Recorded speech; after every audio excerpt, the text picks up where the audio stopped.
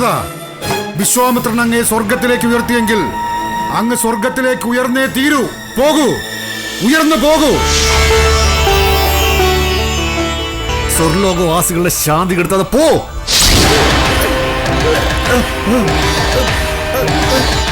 ദേവേന്ദ്ര, ഈ അയോധ്യാധിപനെ ഉടലോടെ അങ്ങ് സ്വർഗത്തിൽ പ്രവേശിപ്പിക്കുന്നില്ലെങ്കിൽ ഇവിടെ ഭൂമിക്കും സ്വർഗത്തിനും മധ്യേ നാം മറ്റൊരു സ്വർഗം പണിയും. ഒരു ത്രിശങ്കു സ്വർഗം.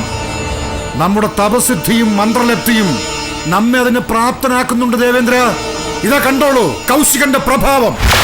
സന്താന ലാഭം ആഗ്രഹിക്കുന്ന അങ്ങ് വരുണനെ ഭജിക്കുന്നതായിരിക്കും ഏറ്റവും ഉചിതമായ കർമ്മം. വരുണപ്രീതി ലഭിച്ചാൽ പിന്നെ അങ്ങയ്ക്ക് സന്തതി പിറക്കുന്നത് വൈകില്ല. അതുകൊണ്ട് അങ്ങ് എത്രയും വേഗം വരുണനെ തപസ് ചെയ്യാൻ പുറപ്പെട്ടുകൊള്ളുക. തീർച്ചയായും മഹർഷി. വസിഷ്ഠന്റെ വാക്കിനപ്പുറം ഹരിചന്ദ്രന് ഒന്നുമില്ല.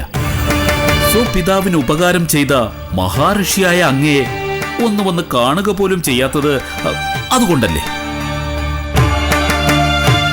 ആദരിക്കേണ്ടവരെ അനാദരിച്ചാൽ ഹരിചന്ദ്രൻ അതിന്റെ ഫലം അനുഭവിക്കേണ്ടി വരും. മഹർഷേ, നമുക്കല്പ ധൃതിയുണ്ട്.